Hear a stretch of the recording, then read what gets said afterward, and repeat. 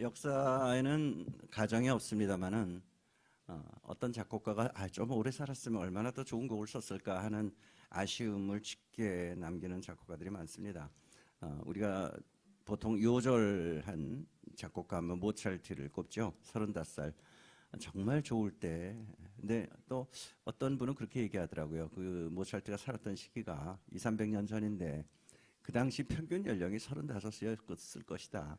뭐 수술이란 것도 없었고 해부학이란 것도 없었고 그리고 뭐 유럽 전체에 그냥 뭐 패스트 같은 전염병 돌만 한 인구 15%가 죽고 뭐 이런 또 전쟁도 많았고요. 이런 시기에 35살은 그냥 살 만큼은 살았다. 반대로 굉장히 오래 산 사람들이 많죠. 하이든이 77세까지 살았고요. 생상은 86세까지 살았습니다. 근데 모차르트 30대에 죽은 아까운 작곡가들이 많습니다. 모차르트가 35, 멘델스존이 38, 쇼팽이 39, 그리고 가장 아까운 슈베르트는 31살에 죽었습니다. 슈베르트 정말 슈베르트는 정말 아까운 사람입니다. 우리가 음악 역사를 볼 때 뭐 작곡가들을 여러 분류로 나눕니다만은 재능을 갖고 태어난 작곡가와 노력형 작곡가로 나눕니다. 노력형 작곡가의 대표적인 사람은 베토벤입니다.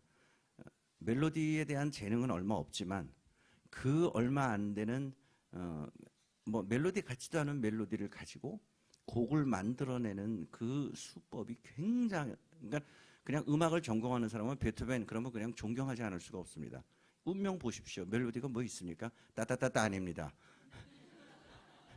따따따단 가지고 그냥 그 멋진 곡을 만들어내는 겁니다. 그래서 베토벤의 멜로디를 들으면 참 그야말로 웃기다 못해서 비참하다는 생각까지 듭니다. 근데 베토벤은 그런 말도 안 되는 멜로디를 가지고 그렇게 짜임새가 있고 그런 곡을 만듭니다. 근데 그 대척점에 쓰는 또 대표적인 작곡가 슈베르트입니다. 이 사람은 아름다운 멜로디가 너무 많습니다. 보리수, 세레나데, 미완성 교향곡 어마무지하게 많죠. 근데 이런 분들의 단점은 큰 형식의 곡을 쓰면 어쩔 줄을 모릅니다. 그러니까 뭐랄까 간결성이 부족한 거죠. 그래서 슈베르트는 주로 가곡에서 그 사람의 이름을 날렸고요. 베토벤은 가곡은 몇 개 없습니다. 유명한, 물론 많이 작곡을 했지만 뭐 이힐리베 디힐이라든가 아델라이라든가 이런 거 빼놓고는 그렇게 가곡에서는 그 큰 자기의 능력을 발휘하지 못하지만 피아노 소나타, 교향곡 뭐 이런 곡에서는 굉장한 능력을 발휘하죠. 오늘 슈베르트의 곡을 하나 들으시겠는데요. 슈베르트가 긴 곡을 쓸 때는 뭔가 이 사람은 좀 뭐라 그럴까요? 요령이 없다고 할까요? 그래서 우리가 슈베르트의 피아노 소나타 보통 한 40분 걸리는데요. 치는 사람도 힘들고 듣는 사람은 더 힘듭니다. 처음에 곡을 시작을 하면 곡이 너무 아름답습니다. 시작할 때 1분은 와, 베토벤 피아노 소나타 들으면 저게 뭐야? 이러는데 나중에 그 곡이 끝까지 들어집니다. 근데 슈베르트는 시작할 때 이렇게 아름다울 수가 있나? 이러다가 2분 지나면 똑같네.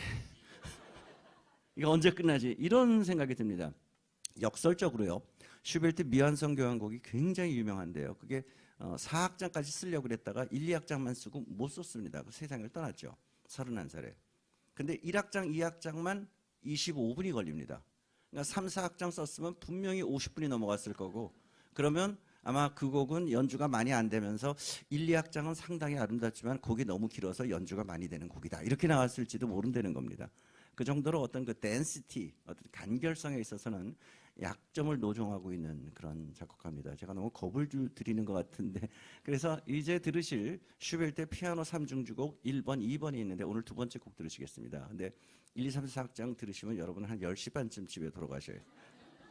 그래서 오늘 2악장하고 4악장을 들으시겠는데 4악장 불꽃 튀는 기교와 아주 아름다운 그런 걸 갖고 있고 2악장은 여러분 뭐 영화음악 이런데 굉장히 많이 나오는 아주 유명한 악장입니다. 들어보시면 이 곡이 슈베르트 피아노 트리오 2번의 2악장인 거는 모르시는 분이 혹시 있을지라도 이 곡을 안 들어보신 분은 아마 없을 겁니다.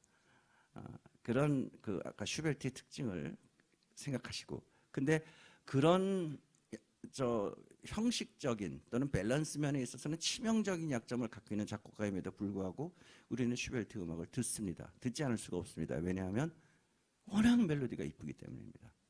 멜로디, 슈베르트의 재능, 그리고 슈베르트의 멜로디에 푹 빠져 보시는 오늘 마지막 곡 되셨으면 합니다. 슈베르트의 피아노 트리오 두 곡밖에 없습니다. 두 곡 중에서 2번 2악장과 아주 활발한 4악장 들으시겠습니다. 저는 여기서 인사드리겠고요. 6월의 셋째 주 화요일에 다시 찾아뵙도록 하겠습니다. 감사합니다.